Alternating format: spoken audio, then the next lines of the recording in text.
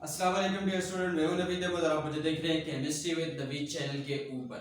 तमाम new subscriber को welcome कहूंगा इस चैनल के ऊपर, और जिन्होंने अभी तक ये चैनल सब्सक्राइब नहीं किया जरूर सब्सक्राइब करें ताकि आपको केमिस्ट्री से रिलेटेड मजीद जो वीडियो लेक्चर्स हैं वो टाइम से मिलते रहे। आज के इस लेक्चर के अंदर हम डिस्कस करेंगे बहुत ही इंपॉर्टेंट रिएक्शंस अल्केन्स के। कौन कौन से रिएक्शंस हम डिस्कस करने वाले हैं आज के इस लेक्चर के अंदर? हम हेलोजिनेशन रिएक्शन को डिस्कस करेंगे और इसके साथ कंबस्टन रिएक्शन को डिस्कस करेंगे। तो वन बाय वन दोनों को स्टार्ट करते हैं।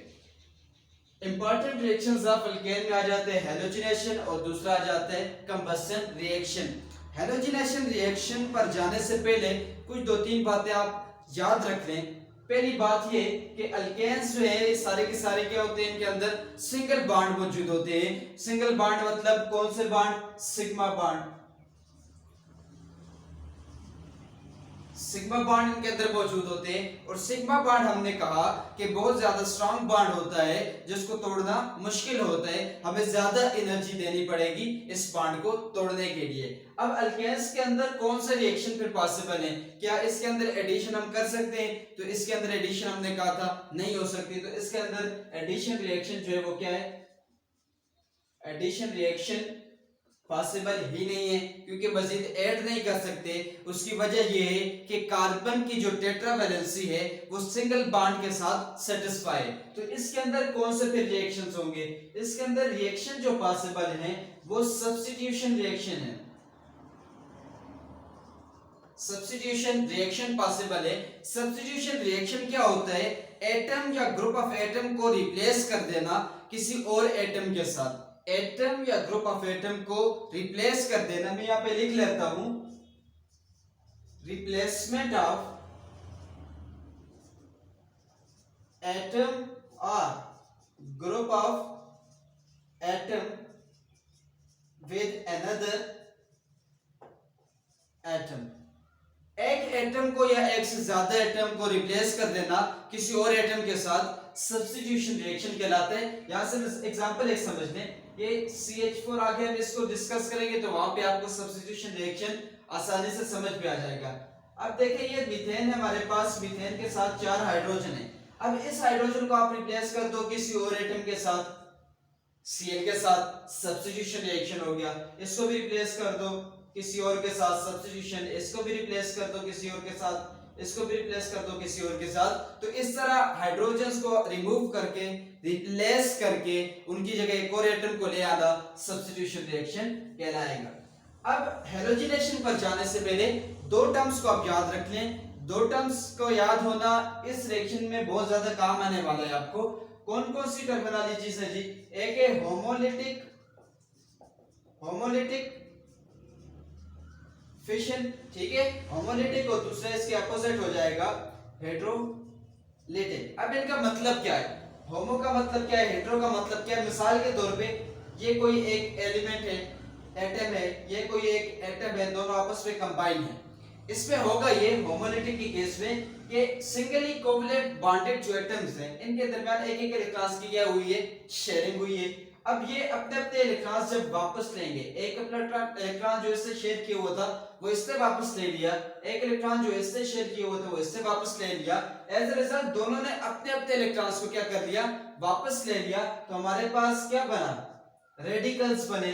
एक के ऊपर अनपेड इलेक्ट्रॉन आ गए, दूसरे के ऊपर भी क्या आ गया? अनपेड इलेक्ट्रॉन्स आ गया। होमोलिटिक स्प्लिटिंग या होमोलिटिक फिशन ऐसा प्रोसेस होता है जिसमें एटम्स जिन्होंने कोवेलेंट बॉन्ड के अंदर अपने अपने इलेक्ट्रॉन्स शेयर किए होते हैं वो इलेक्ट्रॉन्स अपने अपने इलेक्ट्रॉन्स को वापस लें, एज अ रिजल्ट रेडिकल बने, तो वो होमोलिटिक फिशन होती है। तो याद रखना है कि रेडिकल्स हमेशा जो है वो होमोलिटिक के केस में बनेंगे। हेटेरोलिटिक का मतलब क्या है? मिसाल के तौर पे दो एटम कंबाइन है जिनमें से एक एटम ज्यादा इलेक्ट्रोनेगेटिव है, दूसरा कम इलेक्ट्रोनेगेटिव है। अब इसमें होगा क्या कि एक एटम जो है वो कंप्लीटली इलेक्ट्रॉन्स ले ले, ठीक है। इसमें तो अपने अपने इलेक्ट्रॉन्स लिए थे, इसमें ये है कि अपने इलेक्ट्रॉन्स भी वापस ले ले, दूसरे के इलेक्ट्रॉन्स भी वापस ले ले। एज रिजल्ट क्या बनेगा? इससे इलेक्ट्रॉन्स सपोज इसने ले लिए तो बी के ऊपर आ जाएगा नेगेटिव चार्ज, ए के ऊपर आ जाएगा पॉजिटिव चार्ज। मतलब क्या हुआ? देखें, पॉजिटिव और नेगेटिव केटाइन एनायन बने, तो हमेशा याद रखना है हेटेरोलिटिक के केस में केटाइन और एनायन मतलब आयंस बनेंगे, जबकि होमोलिटिक के केस में हमेशा क्या बनेंगे, रेडिकल्स बनेंगे। तो ये दो टर्मिनोलॉजीज आपको यहाँ पे काम आएगी, क्योंकि हम हैलोजिनेशन रिएक्शन के अंदर होमोलिटिक फिशन करवाएंगे, तो उसका फिर आपको पता होना जरूरी है कि होमोलिटिक स्प्लिटिंग क्या होती है, हेटेरोलिटिक क्या होती है, इन दोनों के अंदर डिफरेंस क्या है। तो हम इसको हैलोजिनेशन रिएक्शन को सॉल्व करके देखते हैं क्या होता है।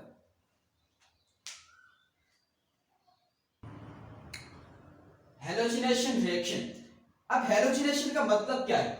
हैलोजिनेशन हैलोजन से निकला है, मतलब सारे के सारे हैलोजेंस। हैलोजेंस कौन कौन से हैलोजेंस आ जाते हैं? Chlorine, fluorine, chlorine, bromine, iodine, ये तमाम के तमाम क्या आगे हैलोजेंस। हैलोजिनेशन को हम किस तरह डिफाइन करेंगे?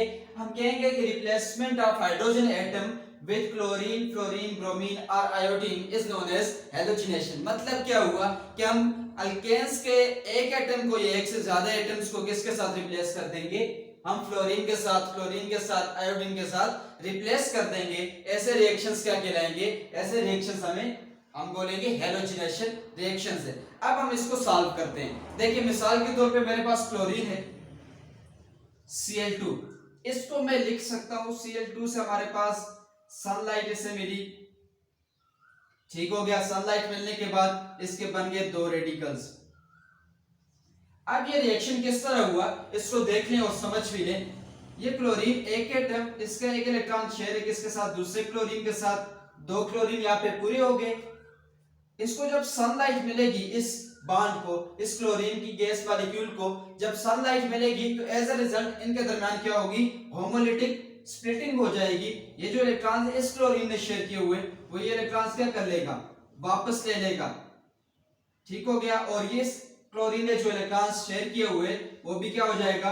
वापस हो जाएगा। ये जो इलेक्ट्रॉन्स जब एक एक इलेक्ट्रॉन्स वापस ले लें, इसको हम हाफ हेडेड एरो के साथ शो करते हैं, जबकि हेटेरोलिटिक के अंदर हम फुल एरो के साथ मेंशन करते हैं कि फुल इलेक्ट्रॉन्स यहां से दूसरी तरफ मूव करके चले गए। इनको हाफ हेडेड एरो बोला जाता है। अपने अपने इलेक्ट्रॉन्स वापस लिए, एज ए रिजल्ट एक क्लोरीन के ऊपर भी रेडिकल बन गया, प्लस दूसरे क्लोरीन के ऊपर भी क्या हुआ?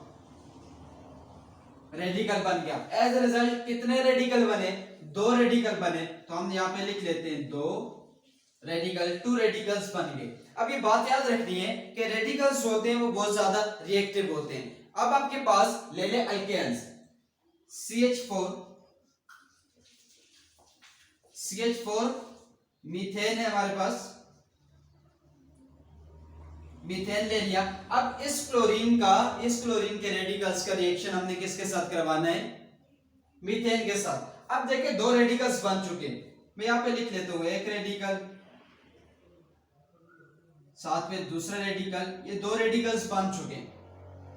अब इसको भी अपने लास्ट शेल कंप्लीट करने के लिए एक इलेक्ट्रॉन की जरूरत है। इस क्लोरीन को भी अपना लास्ट शेल पूरा करने के लिए एक इलेक्ट्रॉन की जरूरत है। होगा क्या? ये क्लोरीन एटम क्या करेगा? इस हाइड्रोजन एटम को अपने यहां से साथ लेके चला जाएगा, ठीक है। इस हाइड्रोजन के साथ क्लोरीन मिलके इसको एक इलेक्ट्रॉन की जरूरत है, ज्यादा इलेक्ट्रोनेगेटिव होने की वजह से इस हाइड्रोजन को अपने साथ खींच लेगा। यहाँ पे भी होमोलिटिक स्प्लिटिंग होगी, ये इस तरफ इलेक्ट्रॉन्स, ठीक है, ये अपने इलेक्ट्रॉन्स इस तरफ लेके चला जाएगा।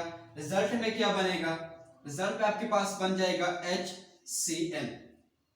Cl ने हाइड्रोजन लेके, जो हाइड्रोजन वहां से इलेक्ट्रॉन्स वापस लेके आया था, वापस लेके इसके साथ बॉन्डिंग करके इससे बना दिया HCl और स्टेबल हो गया। अब रही बारी दूसरी की, देखिए HCl बन गया। अब यहां से मैं इसको रिमूव कर लेता हूं, नीचे लिख लेता हूं इस सेक्शन को। देखिए क्या बना, ये हाइड्रोजन इसके साथ से रिमूव हो गया, पीछे क्या चीज बची? ये हाइड्रोजन, ये हाइड्रोजन, ये हाइड्रोजन। अब तक इलेक्ट्रॉन्स जो इससे वापस किया था वो यहाँ पे क्या हुआ? रेडिकल बन गया। प्लस ये देखिए ये दूसरा जो क्लोरीन अभी रेडिकल के फॉर्म में था, ये इसके साथ आके क्या हो जाएगा? अटैच हो जाएगा। एज अ रिजल्ट क्या चीज बनेगी? एज अ रिजल्ट क्या चीज बनेगी? CH3Cl।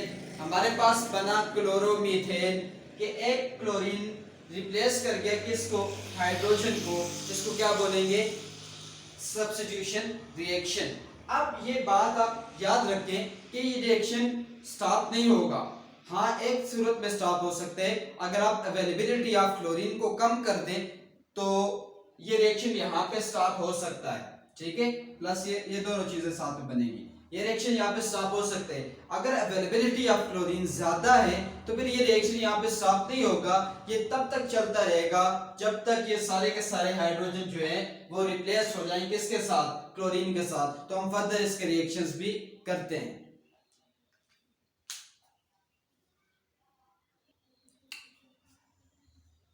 एक क्लोरीन ने एक हाइड्रोजन को रिप्लेस कर दिया, बना क्या आपके पास क्लोरोमीथेन।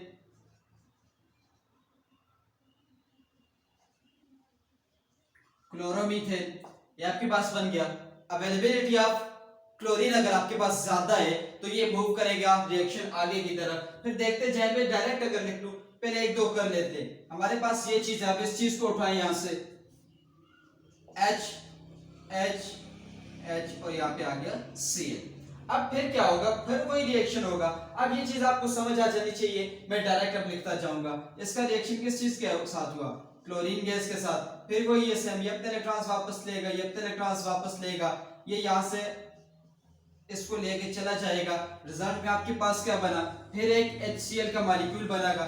ये तो दूसरा क्लोरीन है, ये किसकी जगह आ जाएगा, इसकी जगह आ जाएगा। फिर क्या बनेगा, लिखे यहाँ पे CH2Cl2 आपके पास ही हो जाएगा। अब इसको क्या बोलोगे, डाइक्लोरोमीथेन। फिर इस तरह 3 अगर रिप्लेस हो गए तो ट्राइक्लोरोमीथेन, 4 रिप्लेस हो गए तो टेट्राक्लोरोमीथेन। अब नेक्स्ट देखो, नेक्स्ट चेक करें जी। हमारे पास ये चीज है, इस चीज को उठाएं, C इसकी तरफ H हो गया, एक Cl इस साइड आ गया, एक Cl, ये 2 हाइड्रोजन रहेंगे। फिर मजीद इससे रिएक्शन किया किसके साथ, फिर Cl2 के साथ, सेम इसी तरह फिर Cl2 के साथ रिएक्शन किया। और रिएक्शन करने के बाद फिर क्या बना, एक HCl के साथ चला जाएगा Cl और दूसरा Cl यहाँ पे इसकी जगह आके, इसको ओपन करके लिखे ताकि सही समझ आए। ये एक लेके चला जाएगा, ये हाइड्रोजन रिजल्ट में क्या बना, HCl, और ये दूसरा क्लोरीन इसकी जगह यहाँ क्या हो जाएगा, अटैच, रिप्लेस कर देंगे इसको, बनेगा CHCl3, ये आपके पास बन गया। अब नेक्स्ट स्टेप के अंदर क्या होगा, जो एक हाइड्रोजन रह गया है वो एक हाइड्रोजन भी रिप्लेस हो जाएगा किसके साथ, क्लोरीन के साथ। तो क्या चीज बनेगा, C। नेक्स्ट स्टेप के अंदर डायरेक्ट लिख रहा हूं, नेक्स्ट स्टेप हो जाएगा CCl4, carbon tetrachloride, carbon tetrachloride, ठीक है, या टेट्राक्लोरोमीथेन प्लस HCl। और ये रिएक्शन किस चीज पे डिपेंड करेगा, अवेलेबिलिटी ऑफ क्लोरीन के ऊपर। जितनी ज्यादा अमाउंट के अंदर क्लोरीन मौजूद होगी ये रिएक्शन चलता जाएगा। कब तक चलता जाएगा, जब तक आपके पास मीथेन के जो चारों हाइड्रोजन है, मीथेन के जो 4 हाइड्रोजन है वो रिप्लेस हो जाएंगे इसके साथ, Cl के साथ, क्लोरीन के साथ। देखिए क्लोरीन के साथ रिप्लेस हुए, इसलिए हमने इस रिएक्शन का नाम क्या रखा, हैलोजिनेशन, के हैलोजेंस के साथ हाइड्रोजन एटम को हमने मीथेन में रिप्लेस किया। इस पूरे रिएक्शन को क्या बोलेंगे, हैलोजिनेशन रिएक्शन। नेक्स्ट हम कंबस्टन को डिस्कस करते हैं।